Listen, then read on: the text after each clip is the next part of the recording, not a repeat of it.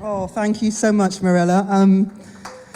For me, this feels really quite emotional because it feels like a dream really emerging and really coming true. And I want to just say thank you for the people that have come along that have known me from my Teresa days. There's a whole story behind the name Akua. Thank you for your support. But just to give you a little bit of background, so my name is Akua, which was actually a name that was gifted to me in 2019.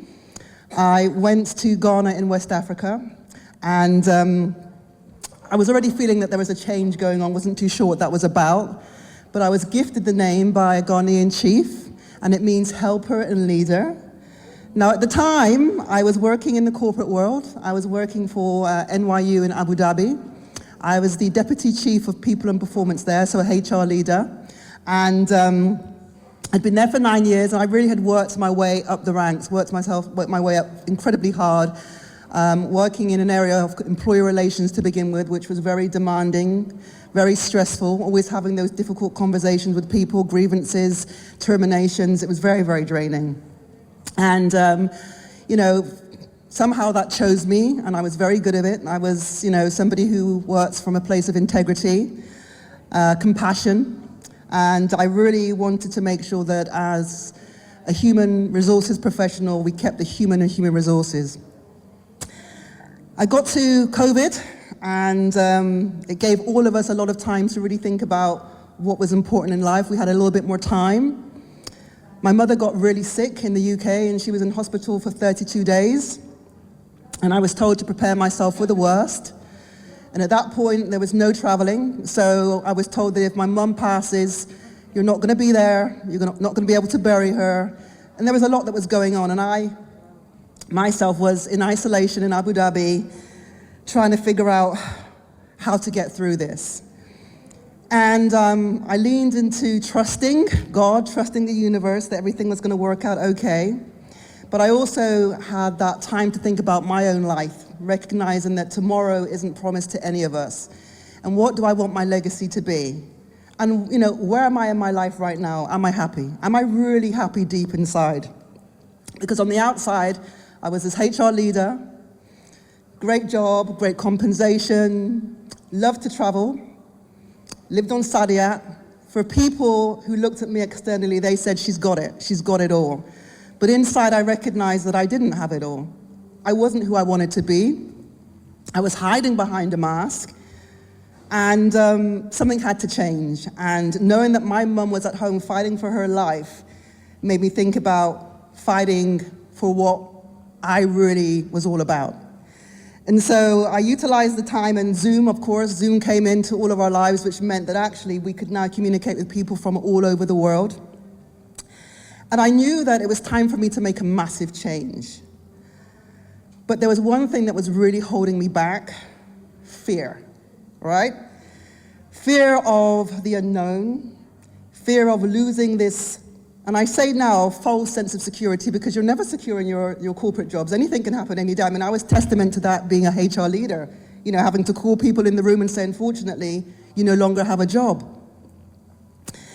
But I knew that somehow I needed to face these fears. I needed to kind of work out how I could change my relationship with fear. So I used this time at home to find and connect with other people, to think about women that were now in the entrepreneurial space, because I knew for me it wasn't about going and getting another job. It was really about finding and doing something from a place that was my heart as opposed to my mind. And I was able to connect with women entrepreneurs online, join all of these massive groups, and it was really about networking, right? It was really about getting out there, even though it was COVID, but actually showing up in a way that I could actually find a new community, a new energy of people that could help me see the world through another lens, not through the corporate lens, but through a lens of possibility, a lens of passion. And so ultimately what happened at that point in time is I recognized that I needed to leave. I needed to step with risk and land with faith. But what was I going to do? Leave and do what? So there was a lot of work that I did on myself, and a lot of that started with, okay, I'm going to start journaling. And, I've been practicing journaling now for over 5 years, and I have to say it's been life-changing. I leaned into meditation, things that I'd tried before, but I knew that, I kind of skipped and stopped and started, and I started with 1-minute meditations, Headspace app. And that has become a morning practice 5 years later, where for me, if I don't meditate every morning, something feels missing. I don't feel grounded, I feel imbalanced. And it was really about just cultivating these new practices that allowed me to wake up in the morning with not thinking about, okay, all the to-dos in the office, but actually thinking about me. Let me wake up and spend time with myself. And just things started to emerge at that point in time.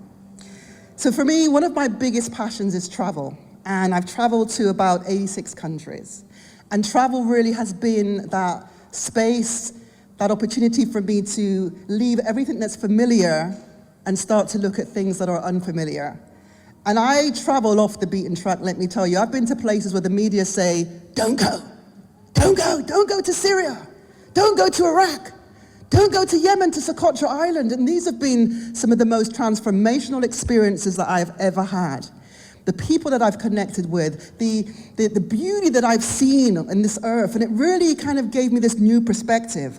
Being able to go to places like Ethiopia, to the Omo Valley, and sit down with people who, we don't speak the same language in that regard, but we have this shared language that is just a smile and a hug and energy.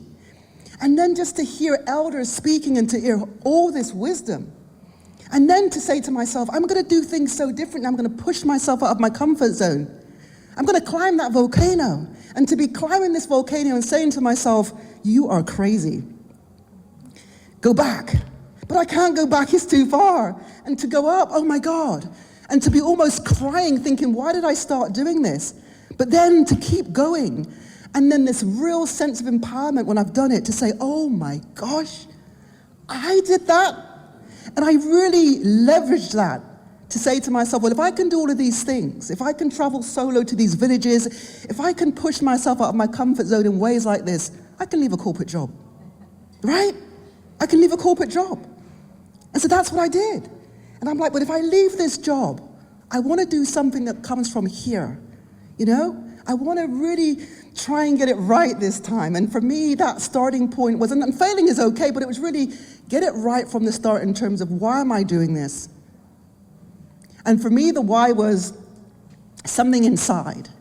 It was knowing that the reason why I love travel, it's no accident. It's something that's been ingrained in me from a child. I knew that I had all of these visions in Bristol, where I'm from in the UK, of watching these travel programs and really wanting to catapult myself into the TV and really feeling like I was there.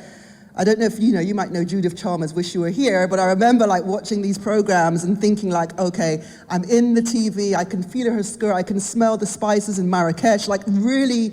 And then actually, before HR, my first degree was leisure and tourism management. So it was almost, I came full circle. I came back. So I knew what I wanted to do was all about using travel as a way to help women change their relationship with fear. So that was one aspect. And then as a HR leader, I loved helping and supporting people, you know? And I wanted to do it outside of a container of a rigid way of doing it in a corporate way. I wanted to do it from a heart-led place. So I knew that I wanted to then use my coaching skills in a way to embrace and share. And as a HR leader, I was also into learning and development, but I wanted to do it in a way that wasn't structured. I wanted to kind of be a change maker in that space and really think about ways that we can bring L&OD into the workplace that is all heart-centered, that is really about the individual, the human aspects of things, as opposed to what can I get from my employee. And so Dreamcatcher Global was born. And really, it was really about encompassing all of those elements. It was about taking women on these transformational travel experiences, but in a way that was very grounded, you know, in a way that was going to take them out of their comfort zones. It was really about taking them to places that they've never been to before. You know, I've just come back from a retreat in the Himalayas in India, taking a group of women there, incredible.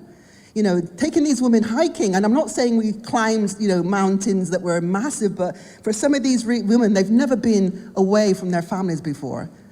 You know, so there was so much newness for them, so much pushing themselves out of their comfort zone, but most importantly, it was all about putting themselves first. It was about taking off all of the hats of the roles that they play, the mom, the wife, the sister, the auntie, the roles at work. It was about unraveling an onion, and when I say unraveling an onion, I call it unbecoming.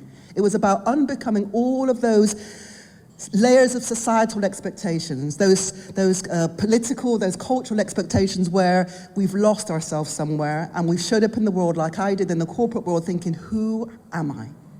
And so here I am today, nearly 3 years to the day that I left my corporate job, still a new beginner in many ways, but opening myself up to the world, to meeting people, to connecting, to really just experiencing life in a different way.